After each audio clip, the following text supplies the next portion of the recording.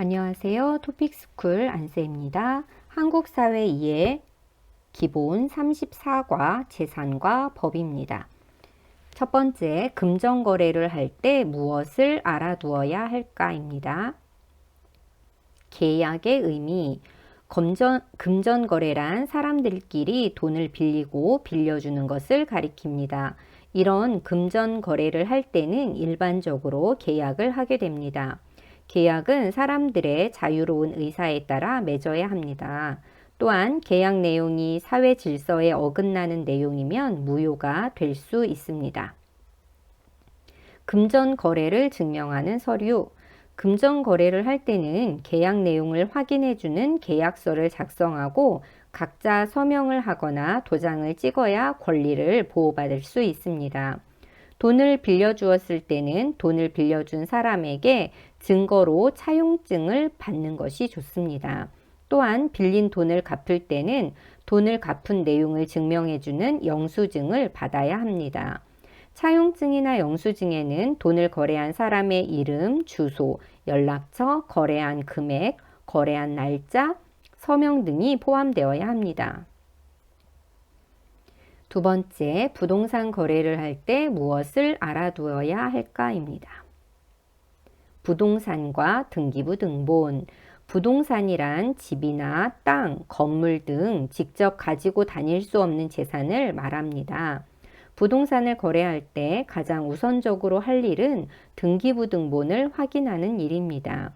실제 소유자가 누구인지, 은행에 빚이 얼마나 있는지 등을 등기부 등본을 통해 알 수 있습니다.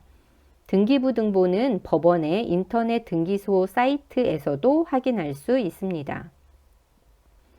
부동산 거래 과정. 부동산을 사고 팔 때는 일반적으로 거래 가격의 10% 정도의 계약금을 먼저 주고받습니다.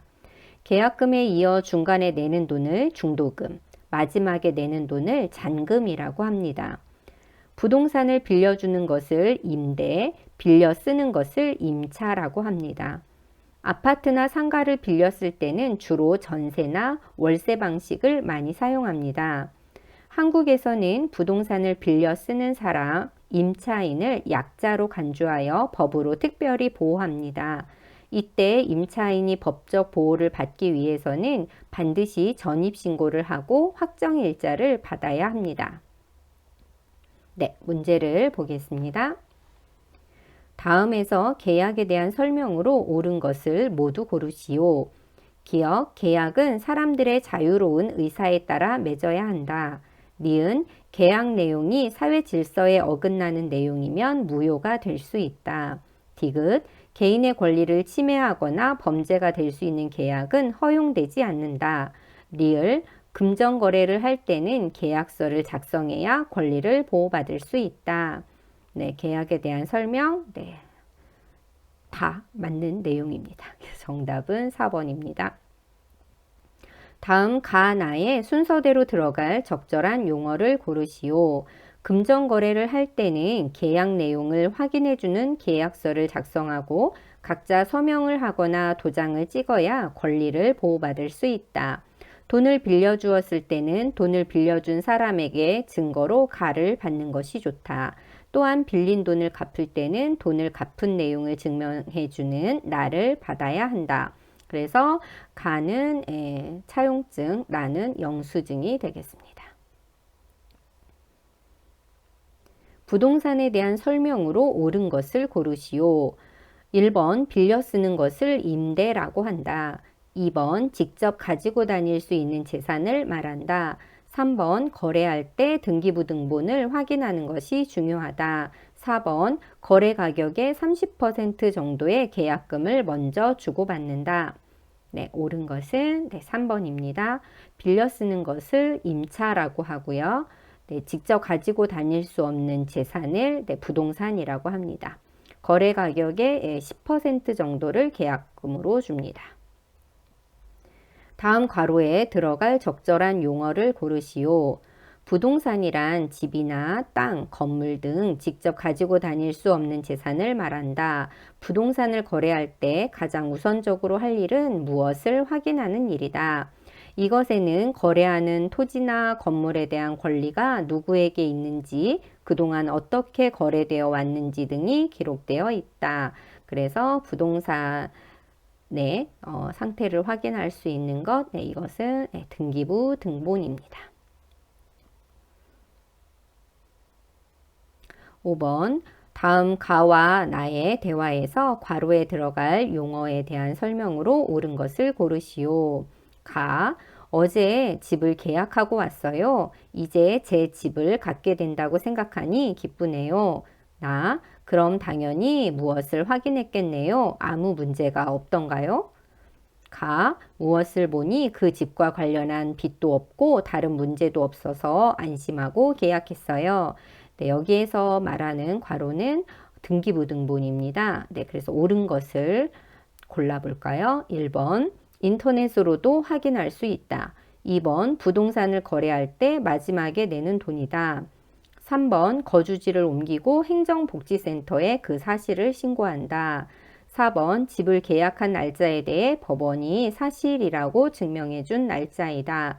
그래서 정답은 1번이고요. 인터넷 등기소에서 확인할 수 있습니다. 마지막에 2번은 잔금이라고 하고요. 이것은 3번은 전입신고를 말하는 거고요. 4번은 확정일자를 말합니다. 구술형 문제입니다. 다음 글을 읽고 아래의 질문에 대답하여 봅시다. 돈을 주고받거나 특정한 물건을 구입한 다음에 이 사실을 증명해야 할 상황이 생길 수 있다. 이런 때를 대비하여 영수증을 받아두면 좋다. 영수증은 돈이나 물품 등을 받은 사실을 증명하는 문서를 말한다. 영수증을 받아두면 혹시라도 나중에 분쟁이 발생했을 때 증거자료로 활용할 수 있다. 영수증을 작성할 때에는 돈이나 물품 등을 주거나 받은 내용을 정확하게 기록하고 돈을 주고받은 사람의 이름과 서명, 날짜 등을 표기해 두는 것이 좋다. 영수증에 들어가야 할 내용을 2가지 이상 말해 보세요. 돈을 주고 받은 사람의 이름과 서명, 날짜 등이 들어가야 합니다. 영수증을 받아두면 어떤 점이 좋은지 말해 보세요. 혹시라도 나중에 분쟁이 발생했을 때 증거자료로 활용할 수 있습니다. 여러분은 평소에 영수증을 어떻게 관리하는지 말해보세요. 저는 물건을 사고 나서 꼭 영수증을 받습니다. 그리고 제가 산 품목과 영수증이 일치하는지 확인합니다. 특히 가격을 꼭 확인합니다. 받은 영수증은 따로 보관합니다. 장문형 문제입니다. 다음 내용을 포함하여 부동산 거래라는 제목으로 글을 쓰시오. 부동산에는 어떤 것이 있나요? 부동산 거래에서 주의해야 할 점은 무엇인가요? 한국에서 갖고 싶은 부동산은 무엇인가요? 그 이유는 무엇인가요? 첫 번째, 두 번째는 같이 쓰시면 되고요. 세 번째는 여러분의 생각, 어떤 부동산을 갖고 싶은지를 바꾸어서 쓰시면 되겠습니다. 제가 쓴 예시를 한번 보여드릴게요. 부동산이란 집이나 땅, 건물 등 직접 가지고 다닐 수 없는 재산을 말합니다. 부동산을 거래할 때 가장 우선적으로 할 일은 등기부 등본을 확인하는 일입니다. 실제 소유자가 누구인지, 은행에 빚이 있는지를 살펴야 합니다.